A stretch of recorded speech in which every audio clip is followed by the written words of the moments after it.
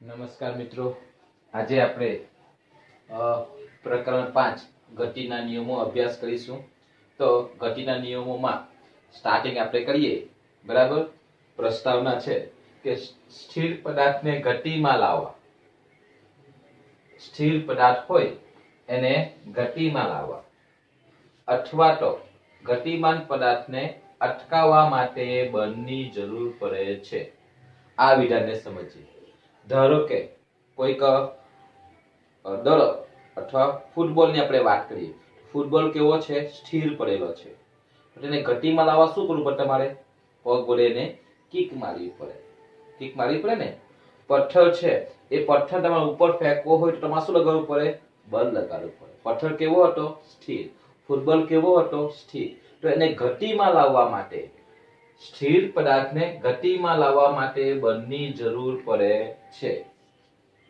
ધારો કે કોઈક વાહન કોઈ જગ્યાએ ફસી ગયું છે, બરાબર, તો એને કાઢવા માટે શું કરવું પડે? તમારે બળ લગાડવું પડે. ફસી ગયું છે, કેવું છે? સ્થિર છે, બરાબર. તો એને ગતિમાં લાવવા શું કરવું પડે? તમારે બળથી શું લગાવવું પડે? બળ લગાડવું પડે. જો ધક્કો મારો, તમે ધક્કો મારતા શું થાય છે? ધક્કો મારો એટલે શું લગાડ્યું કહેવાય? બળ લગાડ્યું કહેવાય. અને બળ લાગતા શું થાય છે? પદાર્થ શું થાય છે? ગતિમાં આવે છે. તેવી જ રીતે કોઈક પદાર્થ ગતિમાં હોય, બરાબર, તો એને અટકાવવા માટે પણ બળની જરૂર પડે છે. દાખલા તરીકે ક્રિકેટનો બોલ છે, એ ગતિમાં આવતો છે, બરાબર. હવે ક્રિકેટનો બોલ ગતિમાં આવતો છે, તો તમારે એને અટકાવવો છે, તો તમારે ડાઈ મારીને પકડવું પડે. એટલે ગતિમાંથી કયો થઈ ગયો? સ્થિર થઈ ગયો ને. તો ક્યારે સ્થિર થાય? જ્યારે આપણે એના પર બળ લગાડીએ તો. ફૂટબોલ છે, એ ફૂટબોલ તમે કિક મારો તો ગતિમાં છે, અને જ્યાં એ ગોલ વિસ્તાર છે ત્યાં એ બોલ પહોંચે છે, ત્યાં પહોંચીને તે ગોલ સાથે અથડાય છે, એટલે શું થાય છે? એના પર શું લાગે? બળ લાગે, અને પદાર્થ કેવો થઈ જાય? સ્થિર થઈ જાય.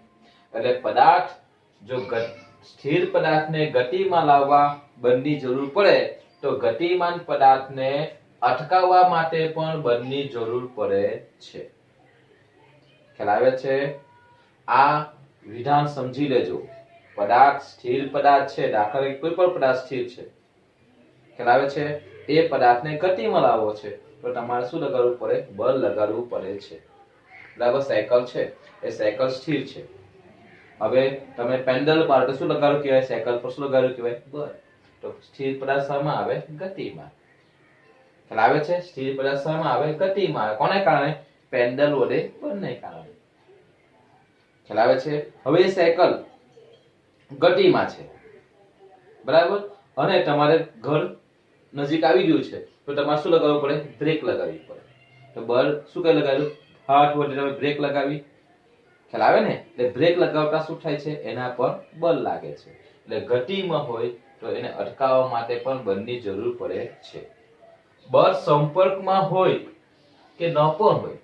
એટલે અમુક વાર આપણે વાત કરી કે ભાઈ પથ્થર છે, એ પથ્થરને હું ટચ કરેલો છે. દાખલા કે આ સમજી લો કે કઈક વસ્તુ છે, આ સમજી લો કોઈક વસ્તુ છે, એ વસ્તુનું ફેંકું તો હું મારા હાથમાં સ્પર્શ કરું કે નહીં? સ્પર્શ કરું કે નહીં? હું ધારો કે દડો છે, ફૂટબોલ છે, અને લાત મારું તો પગ વડે એને સ્પર્શ કરું કે નહીં? એટલે સંપર્કમાં હોય.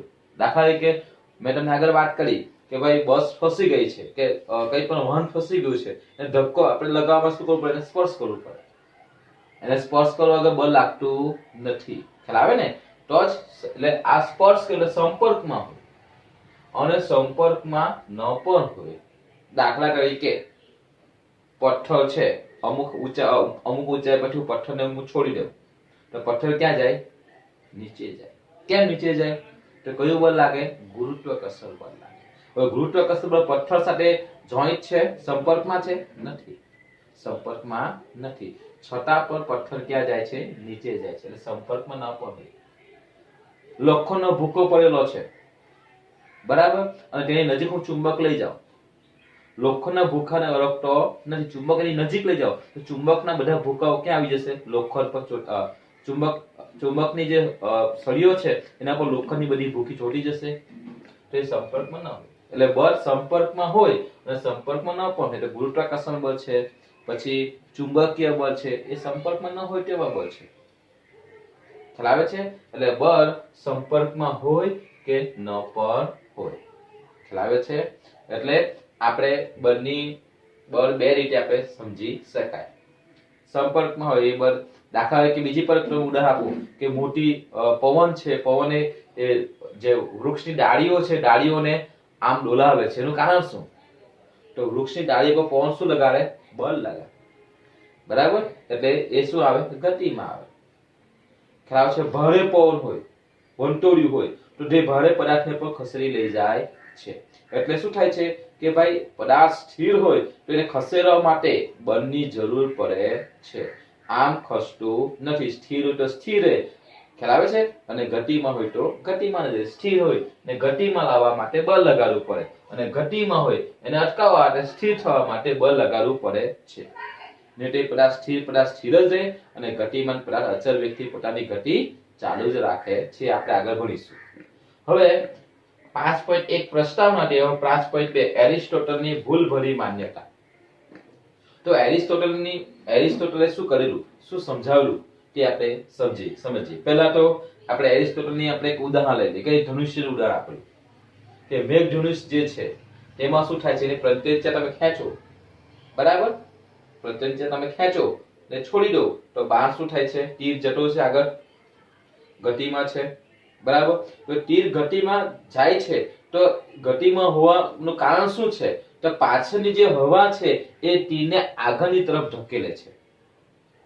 શું કે છે કે ભાઈ આપણે પ્રત્યંચા છોડી દઈએ અને તીર ગતિમાં છે, તો તીર ગતિમાં આગળ ગતિ કરતું એટલું જાય છે, તો એનું કારણ શું છે કે પાછળની હવા એ તીરને આગળની તરફ શું થાય છે? ધકેલે છે. એટલે શું થાય છે? તીર આગળની તરફ ગતિ કરે છે. ખ્યાલ આવે છે? તો એમાં શું કીધું કે ગતિ ચાલુ રાખવા માટે બાહ્ય બળની જરૂર છે. તો આપણે પ્રત્યંચા ખેંચી, તે શું તે કયું બળ થયું? બાહ્ય બળ થયું. ખ્યાલ આવે છે? અને એની ગતિ ચાલુ જ છે. ખ્યાલ આવે? ચાલો, તો આ એની ભૂલભરી માન્યતા હતી. આ વિધાન જે છે વિધાન ખોટું છે એવું ગેલિલીઓએ સાબિત કરેલું છે. બીજું એક આપણે ઉદાહરણ લઈએ. આ વિધાન સાચું છે, એના માટે આ વિધાન સાચું છે, એરિસ્ટોટલે જે સમજાવ્યું સાચું છે, એ એરિસ્ટોટલનું આ વિધાન છે, એ સાચું સમજાવવાનું બીજું એક ઉદાહરણ લઈએ. એક રમકડાની કાર છે, દોરી સાથે બાંધેલી છે. તમે દોરી વડે તમે એને ખેંચો તો શું થાય? કાર શામાં આવે? ગતિમાં આવે. દોરી છોડી દો, કાર કેવી થઈ જાય? સ્થિર થઈ જાય. એટલે શું કીધું કે ગતિ ચાલુ રાખવા માટે બાહ્ય બળ જરૂરી છે. તમે દોરી વડે બાહ્ય બળ ન આપો તો કાર કેવી થઈ જાય? સ્થિર થઈ જાય. અને બાહ્ય બળ આપો તો કાર કેવી આવે? ગતિમાં આવે.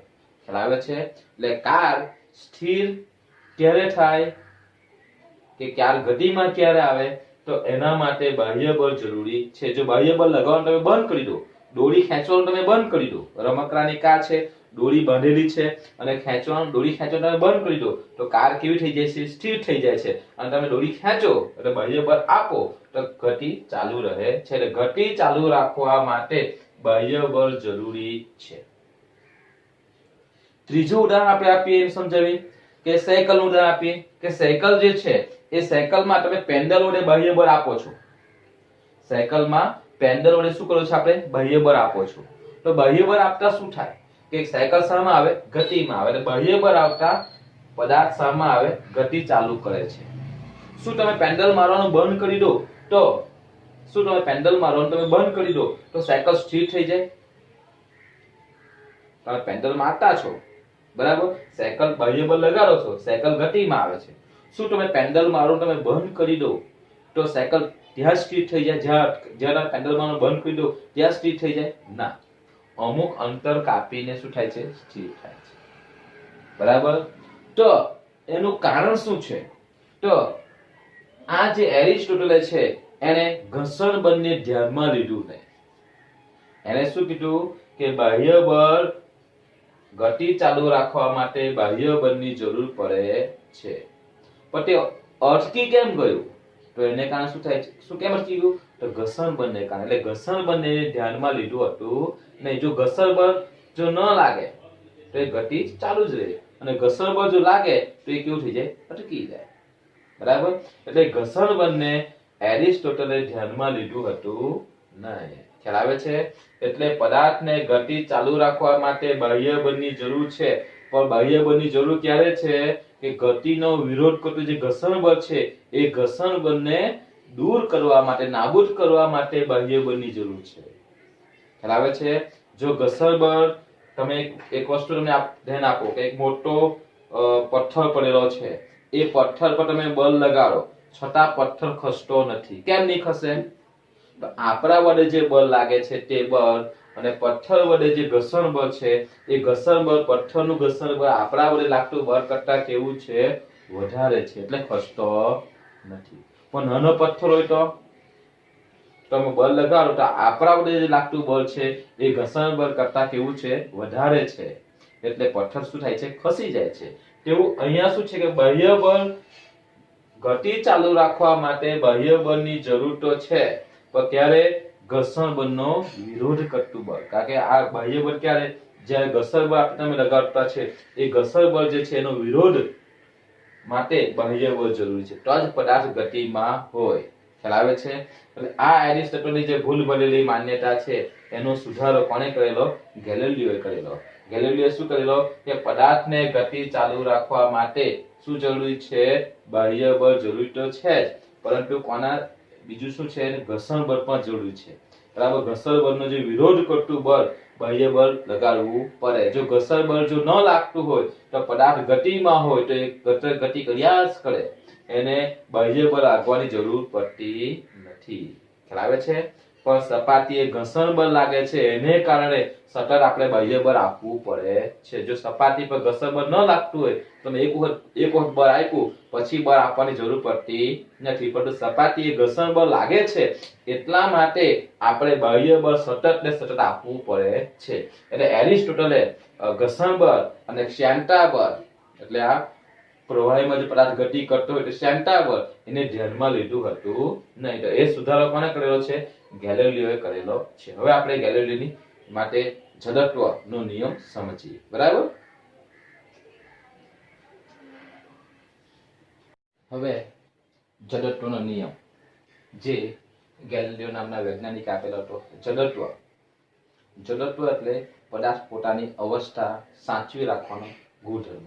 જો પદાર્થ સ્થિર હોય તો સ્થિર જ રહેવાનો, અને પદાર્થ ગતિમાં હોય તો ગતિમાં રહેવાનો જ પ્રયત્ન કરે. આપણે, તમે કદાચ 9મા ધોરણમાં ભણતા હતા ત્યારે એક ઉદાહરણ તમે જોઈ ગયેલા હશે કે ભાઈ આ એક ગ્લાસ છે, ગ્લાસ પર આ એક કાગળનું પૂઠું મૂકેલું છે અને એના ઉપર કોઈન છે. બરાબર? તો તમે આ પૂઠુંને તમે શું કરો? ધક્કો મારો તો શું થાય છે? પૂઠું ગતિમાં જાય છે. સિક્કો કેવો છે? સ્થિર રહેવાનો પ્રયત્ન કરે, આ જગ્યાએ રહેવાનો પ્રયત્ન કરે. એટલે આ પૂઠું અહીંથી ખસી જાય છે, એટલે સિક્કો અહીંયા રહેવાનો પ્રયત્ન કરતા હોવાને કારણે સિક્કો ક્યાં જતો રહે છે? સીધો અંદર જતો રહે છે. ખ્યાલ આવે છે? એટલે પદાર્થ જો સ્થિર હોય તો સ્થિર રહેવાનો જ પ્રયત્ન કરે, અને પદાર્થ જો ગતિમાં હોય તો પદાર્થ એક પોતાની ગતિ અચળ વેગથી ચાલુ જ રાખે છે. આ જડત્વનો નિયમ છે, જે કોણે આપ્યો છે? ગેલિલિયો નામના વૈજ્ઞાનિકે આપેલો છે. ગેલિલિયોએ ઘણા બધા પ્રયોગ પર દર્શાવેલા છે. પ્રયોગની આપણે ચર્ચા પર કરવાની છે. પણ જડત્વ એટલે શું? ખ્યાલ આવ્યો તમને? પદાર્થ પોતાની અવસ્થા જાળવી રાખવાનો ગુણધર્મ. પદાર્થ જે અવસ્થામાં છે એ અવસ્થામાં રહેવાનો પ્રયત્ન કરે છે. જો સ્થિર હોય તો સ્થિરમાં રહેવાનો પ્રયત્ન કરે, અને પદાર્થ જો ગતિમાં હોય તો ગતિમાં રહેવાનો પ્રયત્ન કરે છે. એ જડત્વ છે. ખ્યાલ આવે છે? અને એના પરથી જડત્વનો નિયમ આપણે સમજીએ. ખ્યાલ આવે?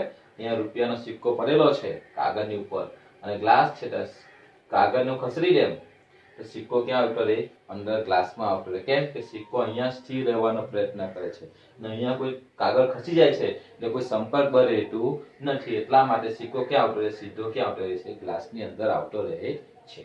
હવે ગેલિલિયો છે એ જડત્વના નિયમ માટે પહેલા 3 પ્રયોગ કરેલા છે. પહેલી આકૃતિ છે, આ બીજી આકૃતિ છે, અને આ ત્રીજી આકૃતિ છે. બરાબર? ચાલો, તો પહેલા શું કર્યું છે? એને પદાર્થને ઊંચે ઢાળ પરથી સરકાયો તો પદાર્થ શું થાય છે? ગતિમાં વધારો થાય છે. જ્યારે પદાર્થ ઉપરથી નીચે તરફ ગબડે છે ત્યારે એના વેગમાં શું થાય? વધારો થાય. સમય સાથે વેગ બદલાય. બરાબર, એના કરતા વેગ અહીંયા વધારે, એના કરતા વેગ અહીંયા વધારે, એટલે પદાર્થના વેગમાં શું થાય? ફેરફાર થાય. પદાર્થમાં વેગમાં ફેરફાર થાય આપણે ભણી ગયા. પદાર્થમાં વેગમાં ફેરફારને કઈ ગતિ કહેવાય? પ્રવેગી ગતિ. વેગમાં વધારો હોય તો કેવી ગતિ કહેવાય? પ્રવેગી ગતિ. ખ્યાલ આવે છે? એટલે પદાર્થને ઉપરથી નીચે તરફ ગતિ કરવામાં આવે તો વેગમાં શું થાય છે? વધારો થાય છે. હવે પદાર્થને નીચેથી ઉપર તરફ ગતિ કરવામાં આવે તો પદાર્થના વેગમાં શું થાય? ઘટાડો થાય. અહીંયા વેગ કેવો થઈ જાય? અચાનક અહીં પદાર્થ ગતિ કરતો જાય, અહીંયા એનો વેગ કેવો થઈ જાય? શૂન્ય થઈ જાય. પછી પાછો ગતિમાં નીચે આવે ત્યારે વેગમાં પાછો વધારો થાય. એટલે નીચેથી ઉપર તરફ ગતિ કરે ત્યારે વેગમાં શું થાય છે? ઘટાડો થાય છે. તો તે કેવી ગતિ કહેવાય?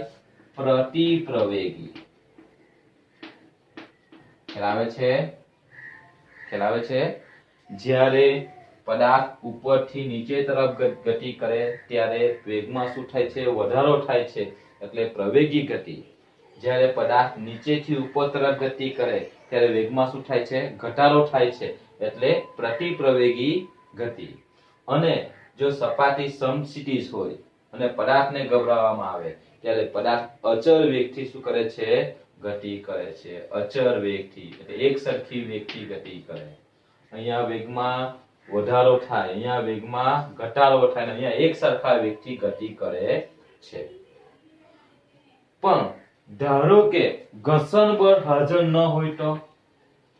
આ તો ઘર્ષણ બળ હાજર હોય એટલે ઘર્ષણ બળ ન હોય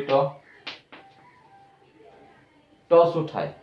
તો પદાર્થ અચળ વેગથી ગતિ કર્યા જ કરે, તે સ્થિર થતો નથી. જો પદાર્થ પર ઘર્ષણ બળ ન લાગતી હોય, આ સપાટી ઘર્ષણ રહિત હોય, લીસી હોય, ત્યારે એક સરખા વેગથી ગતિ કર્યા જ કરે, એ સ્થિર રહેતું નથી. આ એક સરખી વેગથી ગતિ કર્યા જ કરે, સ્થિર રહેતું નથી. નિયમિત વેગથી ગતિ કરે જો ઘર્ષણ બળ ન લાગતું હોય તો.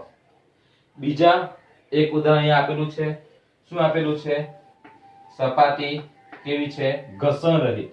એટલે ઘર્ષણ બળ, આ ત્રણે તો સપાટી, આ સપાટી ઘર્ષણ વાળી હતી, આ ત્રણે તો સપાટી કેવી છે? ઘર્ષણ રહિત છે. તો શું થાય? પદાર્થને અહીંથી મુક્ત કરવામાં આવે તો ગતિ કરતો જાય ને આ બાજુ આ જેટલી ઊંચાઈ છે એટલી ઊંચાઈ પ્રાપ્ત કરી પછી પાછો આ બાજુ જાય. અહીં જેટલી ઊંચાઈ છે એટલી ઊંચાઈ પ્રાપ્ત કરી પાછો આ બાજુ ગતિ કરે. ખ્યાલ આવે કે જેટલી ઊંચાઈ છે તેની તેટલી સામેની બાજુ ઊંચાઈ પ્રાપ્ત કરે ને પાછો રિટર્ન આવે છે. એટલે નિયમિત વેગથી ગતિ કર્યા કરે. આમ કેવા વેગથી? નિયમિત વેગથી ગતિ કર્યા કરે. ક્યારે? જ્યારે સપાટી ઘર્ષણ વાળી ન હોય ત્યારે. હવે પાછું આજને ધાર જ્યાં ઊંચો છે ધાર નીચો કરવામાં આવ્યો, મુક્ત કરીએ તો શું થાય? પદાર્થ અહીંથી મુક્ત કરીએ તો પદાર્થ આ રીતે શું થાય છે? ગતિ કરે છે. સપાટી કેવી છે? ઘર્ષણ રહિત છે. આ જેટલી ઊંચાઈ છે એટલી ઊંચાઈ પ્રાપ્ત કરી પાછું નીચે આવે. આ પ્રમાણે કેવી ગતિ કરે છે? નિયમિત વેગથી ગતિ કરે છે. એ સ્થિર રહેતો નથી. પણ ક્યારે? જ્યારે ઘર્ષણ બળ ગેરહાજર હોય ત્યારે, ઘર્ષણ બળ ન હોય ત્યારે. હવે શું કીધું કે ધાર એક સાઈડથી કાઢી નાખો. ધાર કેવો નાખો? શૂન્ય. ધાર કેવો નાખો? શૂન્ય નાખો. તો શું થાય? અહીંથી પદાર્થને મુક્ત કરીએ તો પદાર્થ અચળ વેગથી ગતિ કર્યા છે, નિયમિત વેગથી ગતિ કરશે. ક્યાં સુધી ગતિ કરશે? જ્યાં સુધી આટલી ઊંચાઈ પ્રાપ્ત ન થાય ત્યાં સુધી અચળ વેગથી શું થશે? નિયમિત વેગથી ગતિ કરશે. પણ ક્યારે? જ્યારે ઘર્ષણ બળ ન હોય ત્યારે. પરંતુ વ્યવહારમાં આવું શક્ય બનતું નથી. વ્યવહારમાં આવું શક્ય બને જ નહીં. વ્યવહારમાં ઘર્ષણ બળ તો છે જ. ખ્યાલ આવે છે? ખ્યાલ આવે છે ને? વ્યવહારમાં પદાર્થ ઘર્ષણ બળ તો છે જ, એટલે અચળ વેગથી પોતાની ગતિ ચાલુ રાખી શકતો નથી, કારણ કે ઘર્ષણ બળ તો હાજર જ છે. ખ્યાલ આવે છે? હવે આપણે જોઈએ તો આપણે એવું કીધું કે ભાઈ પદાર્થને ગતિ ચાલુ રાખવા માટે બાહ્ય બળની જરૂર નથી. બરાબર? પરંતુ જે આ ઘર્ષણ બળ છે, સપાટી પર જે ઘર્ષણ બળ લાગે છે એનો સામનો કરવા માટે બળની જરૂર પડે છે. ખ્યાલ આવે? ઘર્ષણ બળનો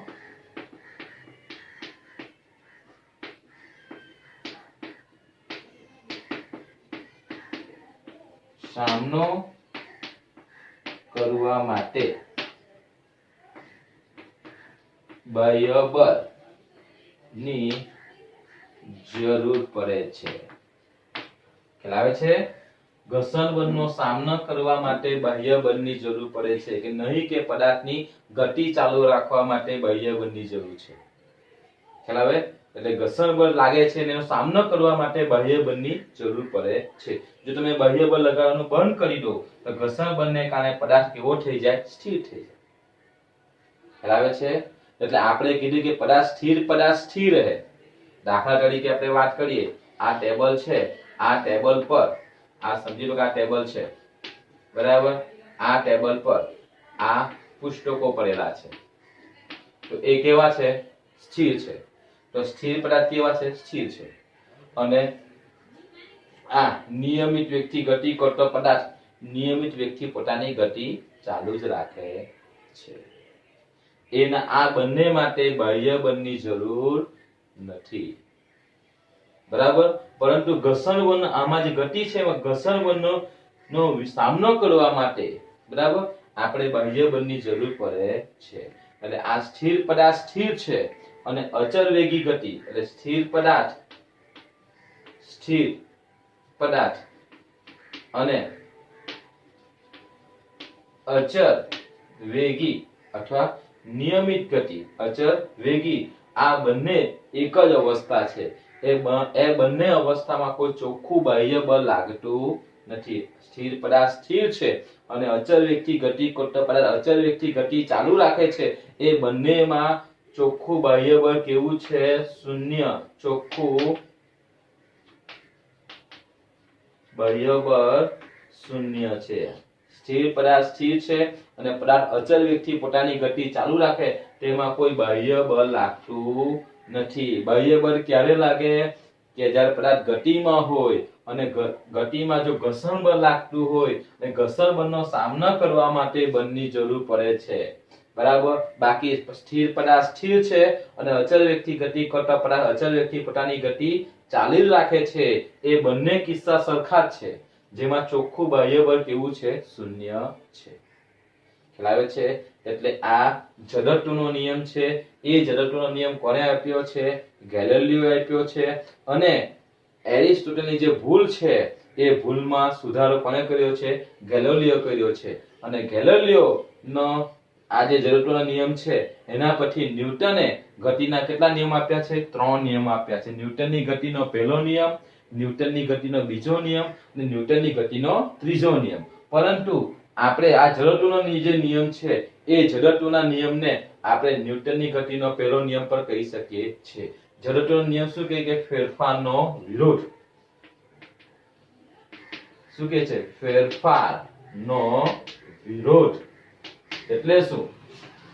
સ્થિર પદાર્થ સ્થિર હોય અને ગતિમાન પદાર્થ અચળ વેગથી પોતાની ગતિ ચાલુ રાખે, બરાબર?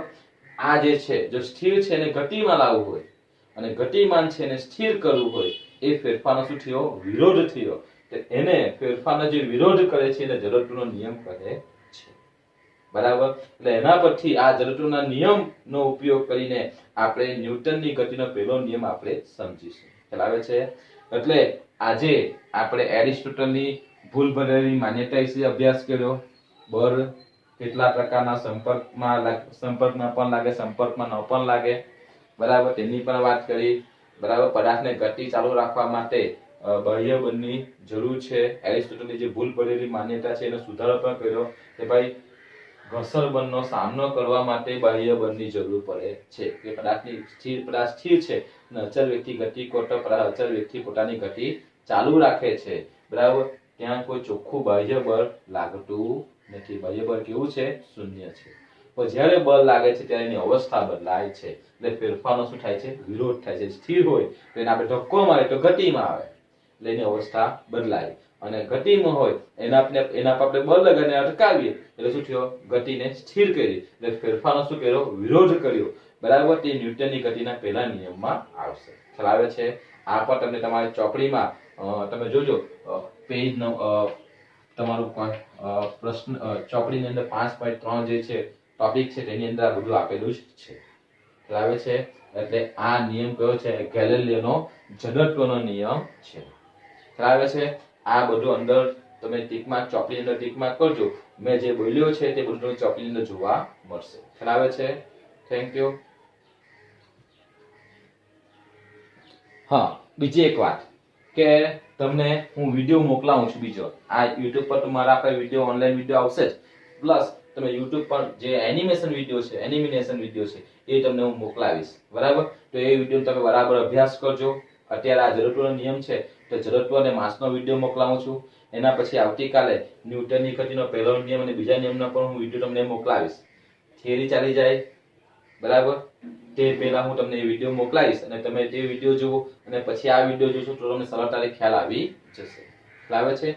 તેવી રીતના આવતીકાલે પણ હું તમને ન્યૂટનની ગતિનો પહેલો નિયમ અને બીજા નિયમના એનિમેશન વિડીયો મોકલાવીશ અને પછી તમને આ સમજાવવાનો પ્રયત્ન કરીશ. બરાબર? એટલે પહેલા તમે એનિમેશન વિડીયો જોઈ લેજો અને પછી આ થિયરી સમજવાનો પ્રયત્ન કરશો.